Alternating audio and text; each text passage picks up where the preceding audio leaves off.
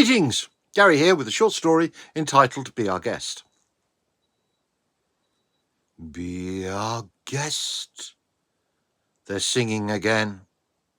Why do they always sing? They never let me out of this cupboard to join their little chorus. Mother made me sit here.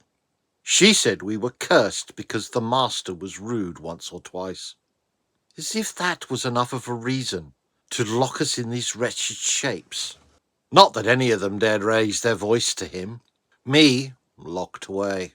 Not my fault my sisters were so fragile. What do you expect when you're made of such delicate porcelain? Not like me. I'm tougher stuff. They had such pretty, delicate faces.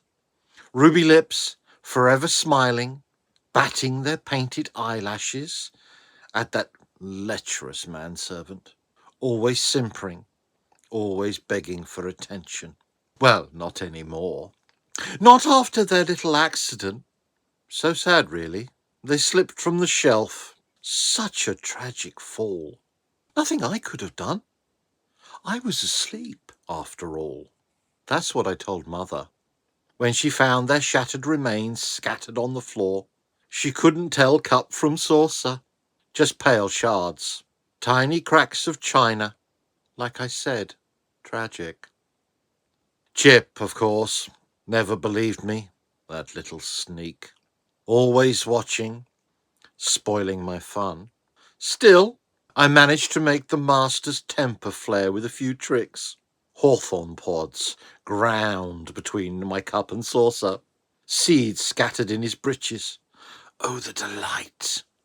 But Chip told Mother, always tattling. I got a month in the cupboard for that. Enough time to think. Enough time to decide.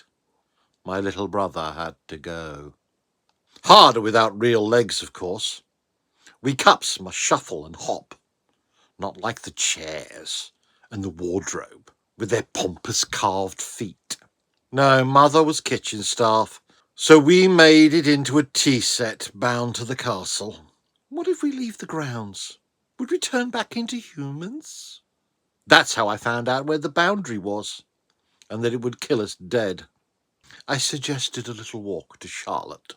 Nice young girl, just the type I like to play with. Plain features, slow on the uptake. So easy to flatter, but not so slow on her feet. I whispered sweetness to her, promised her delights. She shall have everything when she returns to normal form. We danced in the snow. She a soot-covered hand-broom, bent slightly to one side, but still perfect. A broom. And me, a cup and saucer painted with lines and colour. A charming little pair, but we all need companionship. Mother had Chip, never had time for me. Always fussing and bubbling over her precious little boy. We reached the boundary, where winter ended and summer shimmered beyond the woods. I spun her around, her fibres catching in my handle. And then, I tossed her aside like rubbish. I mean, how could somebody that filthy ever think she had a chance with someone like me? She slid across the fresh snow, crossing the line, and for a heartbeat I thought it was going to work. I thought she was going to turn back into that plain, dirty girl I'd first seen. But no, she fizzled, faded, gone.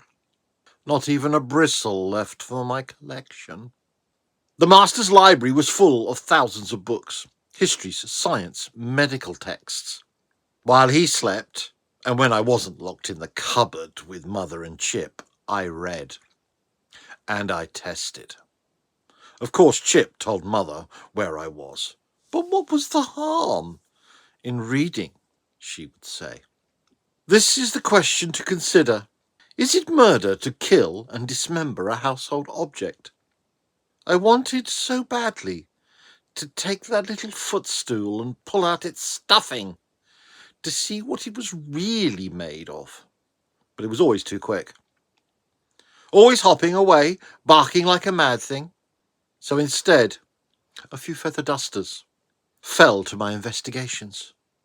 A plate, and of course, my sister's. There were no organs, no entrails, just splinter fragments. Most disappointing. After reading so many pages on the internal setup of the human body, the arguments about how it works, religion versus science. How am I going to understand my own soul if I can't look at their entrails and read the signs? I broke my own saucer once, just to get a sharp edge for slicing. Of course, when Chip found me pulling apart Francesca, it all went to pieces. Chip by name, and now Chip by his face. A neat crescent of porcelain carved away, exposing the dull clay beneath the rotten marrow. He screams whenever he drinks now, the crack in his rim cutting his voice sharp. Shame I couldn't have smashed him properly before he tattled to her about my experiments. The clock in the candlestick wanted to smash me, where I stood to grind me into shards and scatter me underfoot. I so want to tear out his cogs, overwind his spring, rip off that pompous face.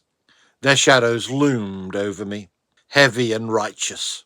But Mother said it was the curse, and that I was still her good little boy. She always says that, even after I broke her darling little boy. I told them I was sorry, my little painted mouth smiling, cracking at the corners.